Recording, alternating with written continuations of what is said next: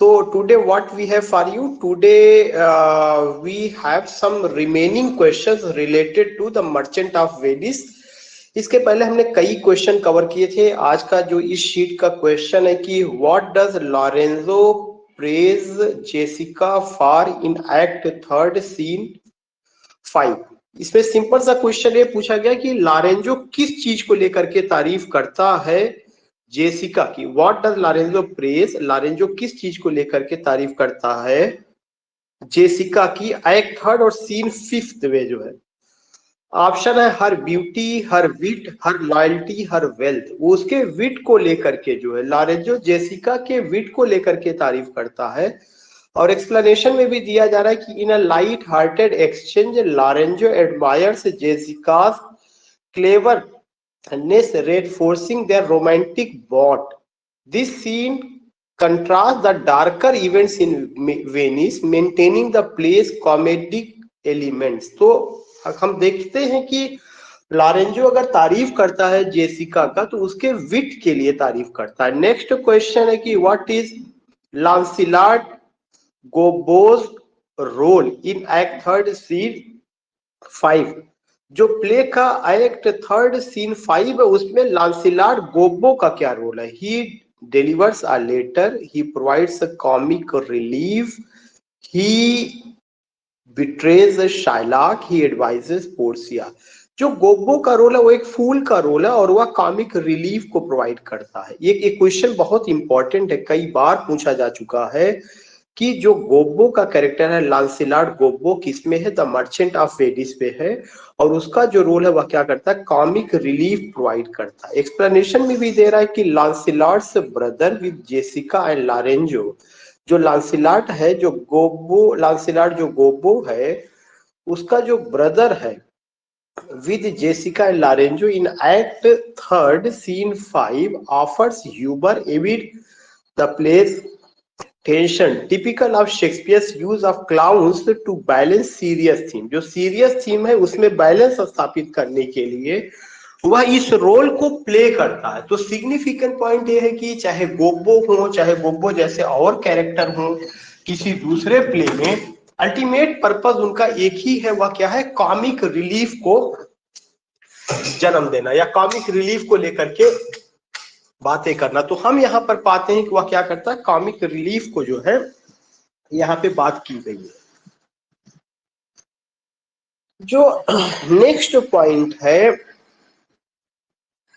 Act 4 को लेके अगर हम बात करें, एक्ट 4 सीन फर्स्ट में what is the setting of act 4 scene first. Act 4 scene first का सेटिंग कहां पर है, बेलमोंट में है, कोर्ट रूम इन वेनिस है, शाइलाक्स हाउस है, शिप है। कोर्ट रूम इन वेनिस है, चूंकि एक्ट 4 जो है पीक होता है उसमें जो है ट्रायल सीन इन सब चीजों को लेकर के, तो वेनिस का जो कोर्ट रूम है वहां पे इसको दिखाने की कोशिश की गई। एक्ट 4 सीन फर्स्ट का जो सेटिंग है वो कोर्ट रूम इन वेनिस है। यू सी हियर कि that is what, that is court room in Venice.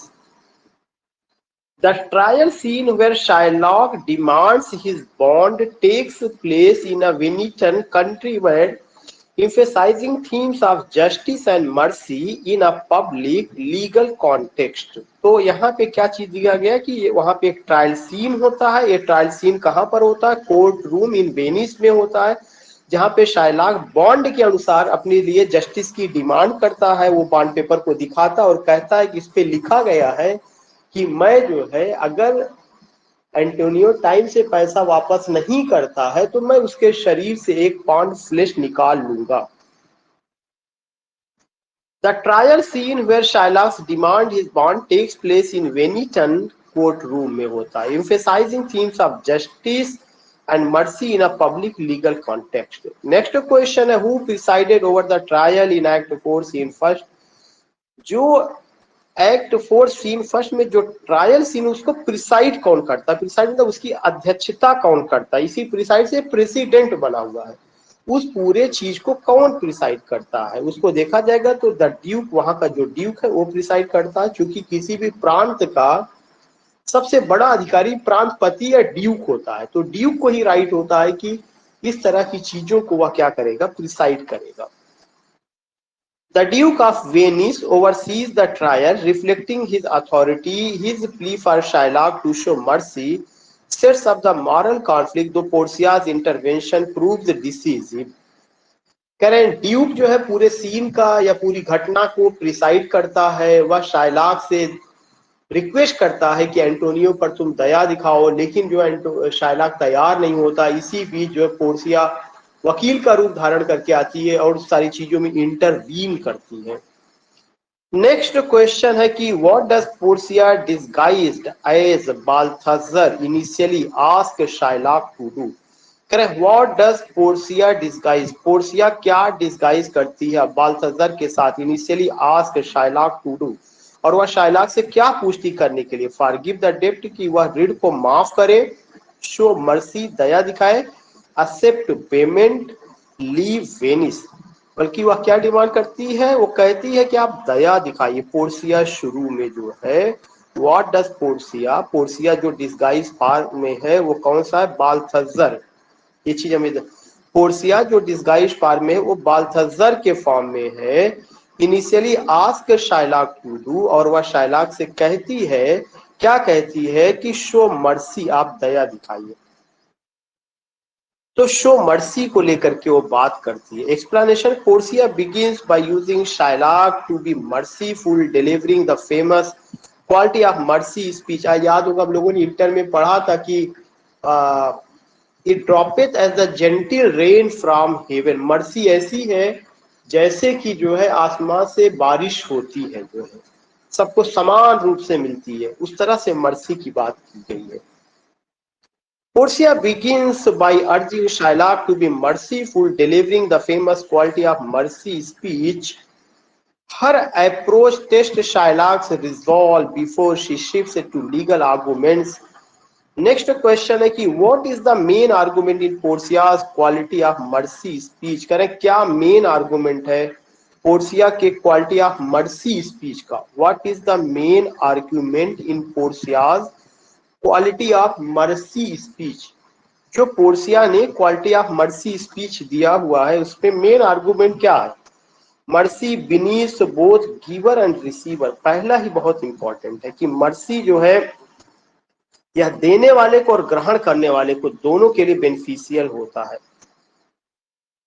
Mercy benefits both giver and receiver. Act 4 scene first में Portia argues that mercy is divine quality, यह ईश्वर के द्वारा दिया गया गुण है, जो किसी को माफ करता है वो सबसे बड़ा राजा है। That blesseth him that gives and him that takes, और यह दोनों लोगों के लिए लाभदायक है, जो देता है और जो ग्रहण करता है। Appealing to Shylock's humanity while highlighting the play's moral framework. How does Portia defeat Shylock's bond? Portia कैसे defeat करती है Shylock के bond को? She proves it was forged. She finds a legal loophole. She bribes the Duke. She threatens Shylock. No, she finds a legal loophole. वह एक legal loophole पाती है और क्या कहती है कि आपने 1 पाउंड फ्लैश निकालने के लिए कहा है, अगर 1 पाउंड से ज्यादा हुआ या कम हुआ तो आपको पनिशमेंट मिलेगा, और आप फ्लैश निकालने के लिए बात कहे हुए हैं, इसमें से कोई भी क्या नहीं निकलना चाहिए, ब्लड नहीं निकलना चाहिए। ब्लड अगर निकला तो भी आप जिम्मेदार होंगे। तो यह एक लूप होल था जिसको लेकर के पोर्सिया अपनी बात रखती है। Portia notes that the bond allows a pound of flesh but mentions no blood, उसमें किसी तरह के ब्लड की बात नहीं कही गई। Thus Shylock can not cut without violating the law, a clever twist in act 4 scene first that saves Antonio, और इस तरह से एंटोनियो की जान बच जाती है। नेक्स्ट क्वेश्चन है what additional law does Portia site against Shylock. करे, क्या दूसरे लॉ जो है पोर्सिया रखती है शाइलॉक के अगेंस्ट में कि अगर आपने 1 पाउंड फ्लैश से ज्यादा लिया या ब्लड बहा तो आपको उसका पनिशमेंट देना पड़ेगा। Usually is illegal, Jews can not own property, plotting against a Venetian's life, breaking a contract. That is plotting against a Venetian's life. कह रहे हैं कि देखिए एक बहुत इंपॉर्टेंट पॉइंट है कि what additional law does Portia site, कौन सा एक दूसरा कानून का पहलू पोर्सिया लाती है अगेंस्ट शाइलाक, शाइलाक के खिलाफ। वह एक योजना बनाती है कि कैसे एक वेनिसियन की जीवन को बचाया जाए। शाइलाक वेनिस का रहने वाला, एंटोनियो वेनिस का रहने वाला। एक वेनिस दूसरे वेनिस के खून के प्यासे है। उसके पीछे रीजन क्या है? कम्युनल हेट्रेड फीलिंग है। एक गरीबों की मदद करता है और एक पैसा जो है क्या करता है, हैवी इंटरेस्ट पर देता है। तो हमें ये पॉइंट बहुत ज्यादा ध्यान में रखना है कि इस तरह की चीजें वहां पे देखने को मिलती हैं।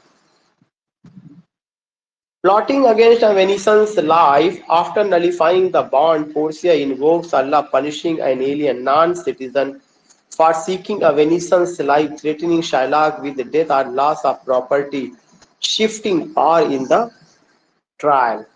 नेक्स्ट क्वेश्चन है कि what punishment does Shylock face at the trial's end. Correct, trial के एंड में जब पूरा ट्रायल सीन पूरा हो जाता है तो क्या पनिशमेंट मिलता है शाइलाक को? वो इम्प्रिजंट होता है, उसको वो जीवन भर कैद में रखने की बात कही जाती है, एग्जाइल, निष्कासित कर दिया जाता है, कन्वर्जन टू क्रिश्चियनिटी कि तुम क्रिश्चियनिटी को ग्रहण कर लो, या डेथ, कन्वर्जन टू क्रिश्चियनिटी। जब वो हार जाता है, कुछ नहीं मिलता है, Act 4 in first May, the Duke sparks Shylock's life but requires him to convert to Christianity and bequeath his estate to Lorenzo, और अपना सारा संपत्ति तुम लॉरेंजो और जेसिका को दे दो। A harsh penalty reflecting Elizabeth antisemitism. जो एलिजाबेथन एज का एंटीसेमिटिज्म है कि उस समय जो है क्रिश्चियनिटी के अलावा वहां पे किसी दूसरे धर्म को स्वीकार नहीं किया जा रहा था। नेक्स्ट क्वेश्चन है, what does Antonio request regarding Shylock's wealth. Antonio क्या रिक्वेस्ट करता है शाइलाक के धन को लेकर के? इट बी कन्फिस्केटेड, इसको अधिग्रहित कर लिया जाए। It be given to Jessica and Lorenzo, ये जेसिका लॉरेंजो के दे दिया जाए। It be return to Shylock, Shylock को वापस कर दिया जाए। It be donated to charity, charity को डोनेट कर दिया जाए। No, it be given to Jessica and Lorenzo, Jessica उसकी बेटी, लॉरेंजो उसका दामाद है। यही बात एंटोनियो कहता है कि Antonio asked that Shylock's estate be left to Jessica Lorenzo after his death, a condition that depend Shylock's loss, aligning with the play's punitive resolution. Next question है, what does Bassanio give to Balthazar after the trial. कह रहे बैसानियो क्या देता है बाल्थाजर को trial के बाद? बाल्थाजर याद है कौन है? कोई क्वेश्चन भी उस दिन पूछा हुआ था कि डिस्गाइज फॉर्म में क्या नाम था? वही बाल्थाजर। या Balthazar is no one but Portia, जो कि एक एडवोकेट का रूप धारण करके आई है। तो वही बैसानियो क्या कहता है, बैसानियो क्या देता है बाल्थाजर को ट्रायल के बाद? मनी रिंग देता है। उसी रिंग से ही तो उसको पता चलेगा कि वो ये है, वह उसको रिंग देता है। चीजें समझ में आ रही है? चीजें ऐसा तो नहीं आप बोर हो रहे हो? No sir.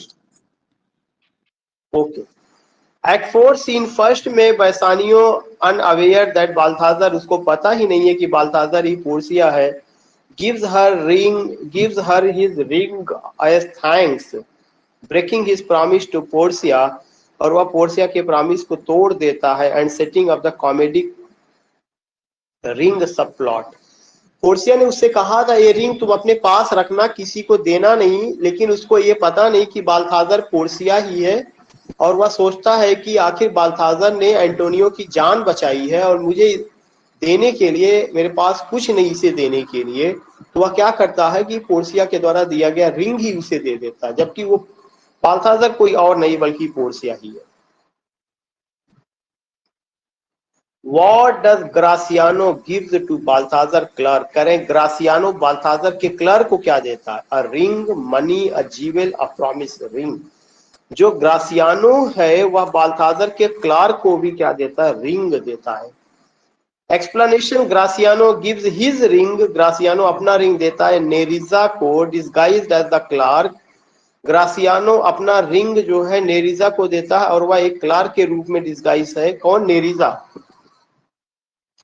एक्ट 4 सीन 2 में नेरिजा और बाल्थाजर दोनों साथ में ही आते हैं, लेकिन वो क्लर्क के रूप में है। पैरेललिंग बैसियाज एक्शन, जो बैसियानो करता है वही जो है कौन करता है, ग्रासियानो करता है। बैसियानो अपना रिंग किसको देता है, बाल्थाजार को देता है। ग्रासियानो अपना रिंग किसको देता है, क्लार्क को देता है, जो कोई और नहीं बल्कि Nerissa. This sets up the humorous test of loyalty in act 5 scene first. Next question है, where is act 5 scene first set. Act 5 scene first का सेटिंग कहां पर है, वेनिस में, बेल्टमांट में, अ कोर्ट रूम में, शिप में, Belmont में। The final scene returns to Belmont, shifting from Venice conflict to a romantic and comedic resolution typical of Shakespearean comedy. Next question है, who opens Act 5 with a romantic exchange about the night। कह रहे हैं कि कौन open होता है romantic exchange के साथ, romantic exchange of night act 5 किसके साथ, कौन से वे कैरेक्टर हैं जिसके साथ एक्ट 5 का ओपनिंग होता है। Portia and Bassanio, Jessica and Lorenzo, Nerissa and Gratiano, Antonio and Shylock, that is Jessica and Lorenzo के साथ। क्वेश्चन फिर से देखिएगा, हु ओपन्स एक्ट 5। एक्ट 5 की ओपनिंग किन कैरेक्टर के साथ होती है जो रोमांटिक एक्सचेंज में लगे हुए हैं about the night, that is who, that is Jessica and Lorenzo. Jessica and Lorenzo's poetic dialogue about mythical lovers and music creates a serene romantic atmosphere contrasting the trial's intensity. Next question है, what does Portia accuse Bassianos of in Act 5। करें, Portia क्या accuse करती है बैसियानो को Act 5 में। Infidelity, giving away her ring, yes this is the exact point, giving away her ring, कि वह अपना रिंग उसको दी है। गिविंग की उससे कहा गया था, पोर्सिया ने उससे कहा था कि तुम अपना रिंग छोड़ना नहीं, किसी को देना नहीं, लेकिन उसने क्या किया, उस रिंग को दे दिया। तो वो कहती है giving away her ring. Portia tests Bassiano's loyalty by questioning why he parted with the ring, creating comedic tension that resolves when she reveals her disguise. Portia बार बार बैसियानो से कहती है you don't have to give your ring to anyone, but Bassanio gave her ring to Portia that was in disguise form and he didn't come to know कि Portia जो है बाल्थाजर है वो नहीं जान पाता और अपना रिंग दे देता है। बाद में पोर्सिया कहती है आपने क्यों दे दिया जब आपने मुझसे प्रॉमिस किया था। It mean that you don't love me in true sense, या truly you don't love me, you are not in love with me. How does Nerissa contribute to the ring sub plot. करें, Nerissa कैसे contribute करती है सब plot को, ring को। She steals the ring, वह steal कर लेती है रिंग को। She accuses Gratiano, she hides the truth, she forgives Bassanio. She accuses Graciano, वह ग्रासियानो को अक्यूज करती है। For what? How does Nerissa contribute to the ring subplot? जिस तरह से पोर्सिया क्या करती है, अक्यूज करती है बासियानो को, वैसे ही नेरिजा अक्यूज करती है ग्रासियानो को। How does Nerissa contribute to the ring subplot? She accuses Graciano कि तुमने भी रिंग को दे दिया किसी को। नेरिजा मिरर्स पोर्सिया, नेरिजा कॉपी करती, मिरर करती, कॉपी करती है पोर्सिया को by contributing Graciano about giving away her ring, reinforcing the comedic parallel and highlighting female agency. Next question है, what news does Portia share about Antonio's ship? Portia क्या news share करती है Antonio के ship को लेकर। They are lost forever, they have the safely refund. Yes, उसकी जहाज सुरक्षित वापस आ जाती है। पहले तो र्यूमर फैलाया जाता है कि समुद्र में तूफान आया, उसकी जहाज नष्ट हो गई, शिप रेकिंग हुआ, लेकिन लास्ट में ये पता चलता है नो, उसकी जहाज सुरक्षित वापस आ रही है। नेक्स्ट क्वेश्चन है कि यहां से एक क्वेश्चन है, what is the mood of act 5 scene first. Act 5 और सीन फर्स्ट जो उसका मूड क्या है, ट्रेजिक है, कॉमेडिक है, सस्पेंसफुल है, मेलंकोलिक है। कॉमेडिक है, क्योंकि जो एक्ट फर्स्ट सीन फर्स्ट में है उसमें दो कैरेक्टर रोमांटिक मूड में है, एक आपका जेसिका, दूसरा आपका लॉरेंजो। और अब जितने भी कैरेक्टर, क्योंकि फाइनल में जब कॉमेडी का एंड हो रहा है एक डेथ के अलावा, शाइलॉक के डेथ के अलावा कुछ नहीं है, बाकी सब हैप्पी मूड में। आगे उसमें बताया गया कि the ring sub plot reconciliations and Antonio's restored fortune create a light hearted comedic resolution aligning with the play's classification as comedy. Next question है, what is the central themes of the Merchant of Venice? Revenge versus mercy. Yes, this is the theme. Revenge versus mercy. एक तरफ बदले की भावना है, दूसरी तरफ उससे request किया जाता है कि बदले की आग में ना जलो, बल्कि तुम क्या करो, दया दिखाओ। The conflict between Shylock's demand, कह रहे कॉन्फ्लिक्ट का जो शाइलॉक का डिमांड है for vengeance and Portia's plea for mercy drive the trial scene encapsulating the play's moral tension and Elizabethan values. How does the play portray religious differences as irrelevant, as a source of harmony, as a source of conflict, as humorous? How does the play portray religious differences? Religious differences में क्या है? Conflict है, communal hatred feeling है, spitting है, dark word use किया जाता है, तो यहाँ पे जो आएगा क्या होगा, conflict as a source of conflict. दो धर्मों के बीच में टकराहट दिखाई गई है। The animosity between Shylock, Shylock जो कि एक ज्यू है, एंटोनियो जो कि एक क्रिश्चियन है, along with Shylock force conversion highlight religious prejudice reflecting Elizabethan attitudes towards the Jews. ये दिखाता है कि एलिजाबेथन एज में क्रिश्चियंस का क्या रोल था ज्यूज के अगेंस्ट में। Which character is most associated with the theme of friendship?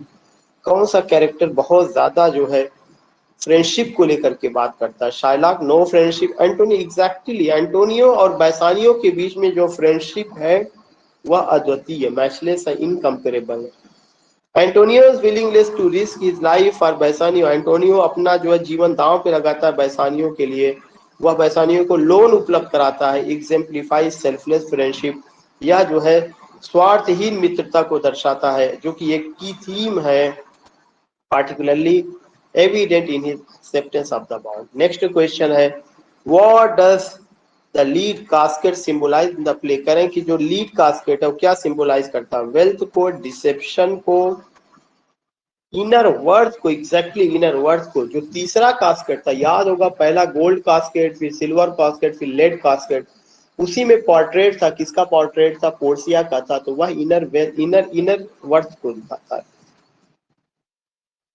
The lead casket chosen by Bassiano represents true value over superficial beauty. As its inscription demands risk and sanction, it encapsulates the play's message about looking beyond appearances. कुछ note करके मैंने लिखा हुआ जो important है मेरी नजर में। The merchant of Venice is a complex blend of comedy, इसमें कॉमेडी है या एक ड्रामा है एंड सोशल कमेंट्री है। रिटन बिटवीन 1596 से 99 के बीच में लिखा गया है।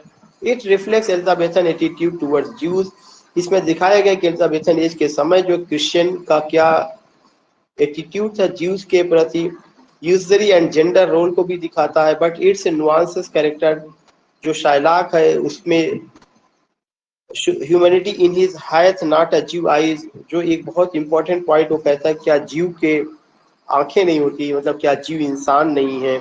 Speech invites modern interpretations.